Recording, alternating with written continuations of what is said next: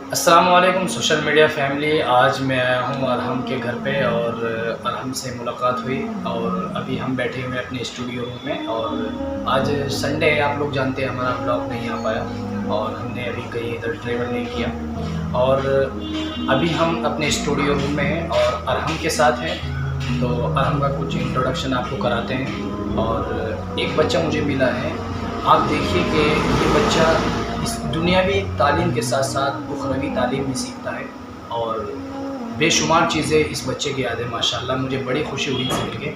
تو چلیے آپ لوگوں کو کچھ سنا دیتے ہیں, تو آپ برابر ویڈیو کو لاسٹ تک دیکھیں. ابھی میرے ساتھ ہے ارحم, اور ارحم کی جو ایج ہے وہ ہے 8 سال. اور ارحم دنیاوی تعلیم کے ساتھ ساتھ اخروی تعلیم بھی سیکھتا ہے.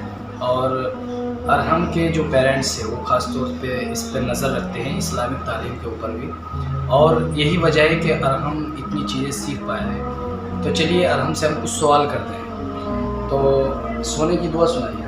اللہم بسمک اموت و احیا. ماشاءاللہ.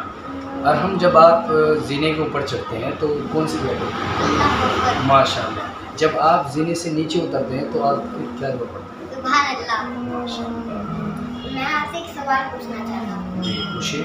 میرے کو ایک صحابہ نے بتایا تھا کہ وسقاہم ربہم شرابا طہورا. دیکھیے وسقاہم ربہم شرابا طہورا, یہ پانی پینے کی دعا نہیں ہے, یہ قرآن کریم کی ایک آیت ہے, پارہ نمبر 29, اور لاسٹ سے پہلے والمرسلات سے پہلے صفحے پہ لکھی ہے وسقاہم ربہم شرابا طہورا. دیکھیے اس آیت کا مطلب تو یہ ہے کہ اور ان کا رب ان کو پلائے گا پاک شراب. تو یہ تو پانی پینے کی دعا نہیں ہے. اصل پانی پینے کی دعا یہ ہے کہ الحمدللہ الذی سقانی عذبا فراتا برحمتہ ولم یجعلہ ملحا اجازا بذنوبنا. یہ پانی پینے کی دعا ہے. ٹھیک ہے, اب آپ سمجھے. جی بہت اچھا ہے ماشاءاللہ.